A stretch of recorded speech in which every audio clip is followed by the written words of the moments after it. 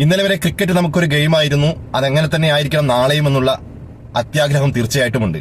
ഇന്ത്യയും പാകിസ്ഥാനും തമ്മിലുള്ള വിഷയങ്ങൾ ഇന്നും ഇന്നലെയും ഉണ്ടായിട്ടുള്ളതല്ല, അതിന് പതിറ്റാണ്ടുകളുടെ പഴക്കമുണ്ട്. അതിനിടയ്ക്ക് പലകുറി അത് അങ്ങേയറ്റം പോയിട്ട് രക്തരൂക്ഷിതമായി നേരിട്ടുള്ള ഏറ്റുമുട്ടലിലേക്കൊക്കെ എത്തിയിട്ടുണ്ട്. പക്ഷെ ഇതിനിടക്കും ശേഷവുമെല്ലാം നമ്മൾ അവരുമായിട്ട് ചേർന്ന് നിന്നുകൊണ്ട് ആശ്ലേഷണം നടത്തിക്കൊണ്ട്, പിന്നെ ഹസ്തദാനം നടത്തിക്കൊണ്ട്, ഷൂവിന്റെ ലൈസ് കെട്ടിക്കൊടുത്തുകൊണ്ട്, ഒരുമിച്ച് ഭക്ഷണം കഴിച്ചുകൊണ്ട്, എല്ലാ തരത്തിലും അവരുമായിട്ട് ഇടപഴകിക്കൊണ്ട് നമ്മൾ മാച്ച് നടത്തിയിട്ടുണ്ട്. മാത്രമല്ല അതിനൊക്കെ ശേഷം പാകിസ്ഥാൻ പ്രധാനമന്ത്രിക്ക് നമ്മുടെ പ്രധാനമന്ത്രി അവരുടെ ബർത്ത്ഡേക്ക് സർപ്രൈസ് വിസിറ്റായിട്ട് അവിടെ ചെല്ലുകയുണ്ടായിട്ടുണ്ട്. പക്ഷേ ഇപ്പോൾ കഴിഞ്ഞിരിക്കുന്ന ഏഷ്യ കപ്പ് പോലൊന്നും നമ്മുടെ ഒന്നും അനുഭവങ്ങളിലില്ല. അഭിപ്രായ വ്യത്യാസങ്ങൾ അത്രമേൽ രൂക്ഷമാണെങ്കിൽ ആ കളി തന്നെ നമുക്ക് വേണ്ടെന്ന് വെക്കാം. അതാണ് യഥാർത്ഥത്തിൽ നമ്മൾ ചെയ്യേണ്ടിയിരുന്നത്. പക്ഷേ അതിനൊരിക്കലും സാധ്യമല്ല. കാരണം ഏഷ്യ കപ്പ് എന്ന് പറയുന്ന ഒരു ടൂർണമെന്റ് മുന്നോട്ട് പോകുന്നത് തന്നെ ഇന്ത്യ അല്ലെങ്കിൽ പാകിസ്ഥാനെ ആശ്രയിച്ചുകൊണ്ട് മാത്രമാണ്.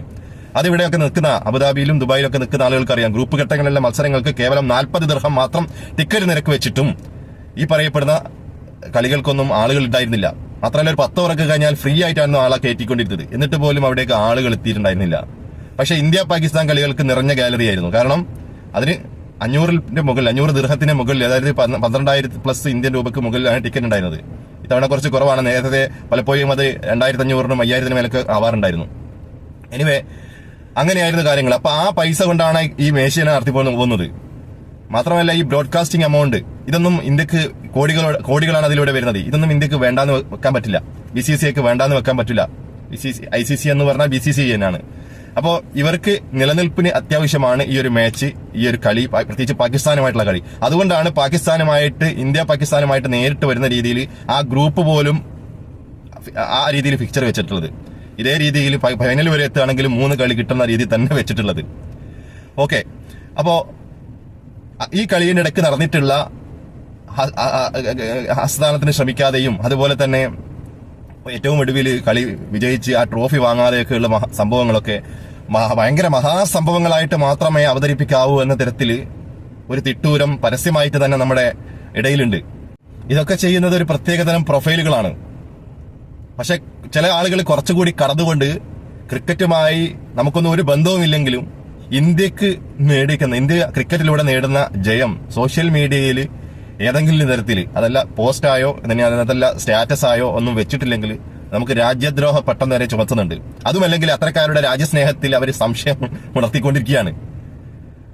രക്തച്ചൊരിച്ചിലും സർവത്ര നാശനഷ്ടങ്ങളും മാത്രം ബാക്കിയാവുന്ന യുദ്ധവുമായൊക്കെയാണ് ക്രിക്കറ്റിനെ നമ്മുടെ പ്രധാനമന്ത്രി അടക്കമുള്ള ആളുകൾ താരതമ്യം ചെയ്യുന്നത്. അപ്പൊ ഇതിലൂടെയൊക്കെ അവർ ഉദ്ദേശിക്കുന്നത് നമ്മുടെയൊക്കെ ആ മൃദുല വികാരത്തെ ചൂഷണം ചെയ്തുകൊണ്ട് ക്രിക്കറ്റിനെ തീവ്ര ദേശീയതയുടെ മുഖമാക്കി അവതരിപ്പിക്കുകയാണ്. ഇത് തീർച്ചയായിട്ടും അങ്ങേയറ്റം അപകടകരമായ ഒരു പ്രവണതയാണ്. ഞാൻ ആദ്യം പറഞ്ഞ പോലെ നാളെയും ഇതൊരു കളിയായിട്ട് നമ്മൾക്ക് വേണം. അതുകൊണ്ട് തന്നെ അതിനെ പിന്തുണക്കാതിരിക്കുകയാണ് യുക്തിപരമായ ശരി.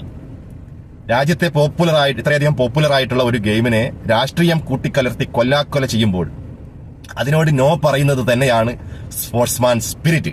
ഏഷ്യ കപ്പിന്റെ തുടക്കത്തിൽ ഇതേ നെക്വിയോടും പാക് താരങ്ങൾക്കും ഹസ്തദാനം നൽകാനും കുശലാന്വേഷണം പറയാനും ഒരുമിച്ച് ഭക്ഷണം കഴിക്കാനുമൊന്നും നമ്മുടെ ഇന്ത്യൻ ക്യാപ്റ്റന് യാതൊരു പ്രയാസം ഉണ്ടായിരുന്നില്ല. അതിന്റെയൊക്കെ തെളിവുകൾ ഇന്ന് ഓരോന്നായിട്ട് പുറത്തു വരുമ്പോ പോലും അദ്ദേഹം അത് നിഷേധിച്ചതായിട്ട് കാണുന്നില്ല. പിന്നെ പൊടുന്നനെ ഒരു സുപ്രഭാതത്തിൽ ആ നിലപാടൊക്കെ മാറുന്നുവെങ്കിൽ അത് അവിടെ നിന്നായിരിക്കുമെന്ന് ചിന്തിക്കാനുള്ള സാമാന്യ വിവേകമൊക്കെ ഇന്ന് രാജ്യത്തുള്ള പൊതുജനങ്ങൾക്ക് തീർച്ചയായിട്ടും ഉണ്ട്. പക്ഷെ അത്തരം ഒരു വിറപ്പിറക്കാൻ തിരഞ്ഞെടുത്തിട്ടുള്ള മണ്ണ് ദുബായ് ആയത് തീർച്ചയായിട്ടും ഈ നാടിനെ കുറിച്ചുള്ള അജ്ഞത ഒന്നുകൊണ്ട് മാത്രമായിരിക്കുമെന്നാണ് പറയാനുള്ളത്. മതത്തിന്റെയും ജാതിയുടെയും സമുദായത്തിന്റെയും എന്ന് വേണ്ട എങ്ങനെയൊക്കെ സ്വന്തം ജനതയെ ഭിന്നിപ്പിച്ച് 100 തട്ടിലാക്കാൻ സാധിക്കുമോ ആ പണിയൊക്കെ എടുത്ത് രാജ്യത്തെ കമ്മ്യൂണൽ ഹാർമണി അപ്പാടെ താറുമാറാക്കിയ ആളുകളാണ് സ്വന്തം നാട്ടിൽ കൃത്യമായ തൊഴിലും സാഹചര്യങ്ങളും സൗകര്യങ്ങളുമില്ലാതെ മറുനാട്ടിലേക്ക് ചേക്കേറിക്കൊണ്ട് അവിടെ ഈ പറയുന്ന വിവേചനങ്ങളും ചിന്തകളും ഒന്നുമില്ലാതെ സംസ്ഥാന അതിർത്തികളും രാജ്യാതിർത്തികളും എല്ലാം ഭേദിച്ചുകൊണ്ട് ഒരുമിച്ച് കഴിയുന്നവർക്കിടയിലേക്ക് കൂടി വെറുപ്പിറക്കുന്നത്. ഇന്ത്യ പാക് ആരാധകർ ഒരുപോലെ തമ്പടിച്ചിട്ടും കളിക്കളത്തിലെ ഈ കപട നാട്യങ്ങളൊന്നും തന്നെ ഗാലറിയിലേക്ക് പടരാതിരുന്നത് തീർച്ചയായിട്ടും ആ രാജ്യം UAE ആയതുകൊണ്ടായിരിക്കണം, ആ വേദി ദുബായ് ആയതുകൊണ്ടായിരിക്കണം. കാരണം രാജ്യാതിർത്തികളൊന്നും മാനിക്കാതെ പല രാജ്യങ്ങളിൽ നിന്നും വന്ന ഞങ്ങൾ ഓരോരുത്തരും UAE എന്ന രാജ്യത്ത് ഒരുമിച്ച് ജോലി ചെയ്യുകയാണ്, ഒരുമിച്ച് താമസിക്കുകയാണ്, ഒരുമിച്ച് ഭക്ഷണം കഴിക്കുകയാണ്. എല്ലാ തരത്തിലും പരസ്പരം സഹകരിച്ചുകൊണ്ടാണ് ഇവിടെ എല്ലാ ആളുകളും മുന്നോട്ട് പോകുന്നത്. ഏതെങ്കിലും തരത്തിൽ ഒരാളോട്, ഒരു പ്രത്യേക സമുദായത്തോട്, വിഭാഗത്തോട് വെറുപ്പ് മനസ്സിൽ നിലനിർത്തിക്കൊണ്ട് പോകുക എന്ന് പറയുന്നത്, അങ്ങനെ ചിന്തിക്കുന്ന ഒരാൾക്ക് പറ്റിയ മണ്ണല്ല ഇതുപോലുള്ള GCC രാജ്യങ്ങൾ. അങ്ങനെയൊക്കെ പോകുമ്പോഴും നമുക്ക് ആ രാജ്യസ്നേഹം എന്ന് പറയുന്നത് നമ്മുടെ മനസ്സിലുണ്ട്. അത് അപ്പാടങ്ങ് ഇല്ലാതെ ഒന്നും ആയി പോവില്ല. ഞാൻ കുറച്ചു മുന്നേ ഇന്നലെ വേറൊരു പോസ്റ്റ് ഇട്ടുണ്ടായിരുന്നു ഇതുപോലെ ഒരു ട്രോളിക്കൊണ്ട്. അപ്പോ ഇന്ത്യയുടെ ശക്തി എന്ന് പറയുന്നത് അവിടെ സാമുദായിക വ്യത്യസ്തതകളില്ലാതെ എല്ലാവരെയും ഒരു കുടക്കീഴിൽ മുന്നോട്ട് കൊണ്ടുപോകാൻ കഴിയാത്തത് അവിടുത്തെ ഭരണാധികാരികളുടെ തികഞ്ഞ പരാജയം തന്നെയാണ്. സ്വന്തം രാജ്യത്ത് ഒരു തൊഴിലവസരം സൃഷ്ടിക്കാൻ കഴിയാത്ത ഇതുപോലുള്ള ഭരണാധികാരികളാൽ മറ്റു രാജ്യങ്ങളിലേക്ക് കുടിയേറി ജോലി ചെയ്യുന്ന ഞങ്ങൾ പ്രവാസികൾ എന്തിനാണ് ശത്രുരാജ്യം പറഞ്ഞ് നടക്കേണ്ടത്? ഇവിടെ ഞങ്ങൾ ബംഗാളിയും പാകിസ്ഥാനിയും അറബികളും എല്ലാവരും ഒരുമിച്ചാണ് ജോലി ചെയ്യുന്നത്, ഒരുമിച്ചാണ് കിടന്നുറങ്ങുന്നത്, ഉണ്ണുന്നത്, യാത്ര ചെയ്യുന്നത്, കളിക്കുന്നത്, എല്ലാം തന്നെ.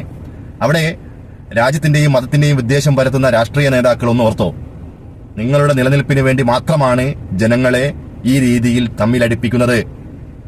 മതവിദ്വേഷവും ശത്രുരാജ്യവും ജനങ്ങളെ ഭിന്നിപ്പിക്കാനുള്ള നിങ്ങളുടെ കുതന്ത്രങ്ങളിലുള്ളതാണ്. ശത്രു രാജ്യക്കാരെന്ന പോലെ സ്വന്തം രാജ്യത്തെ ജനങ്ങളോട് നിങ്ങളീ കാണിക്കുന്ന വെറുപ്പും വൈരാഗ്യവും വിഭജനവും ആദ്യം അവസാനിപ്പിച്ചുകൊണ്ട് ഭരണഘടനാ സ്വാതന്ത്ര്യങ്ങളോട് അന്തസ്സോടെ അഭിമാനത്തോടെ ജീവിക്കാനുള്ള അവസരം ആദ്യം നിങ്ങൾ ഓരോരുത്തർക്കും ഉണ്ടാക്കൂ.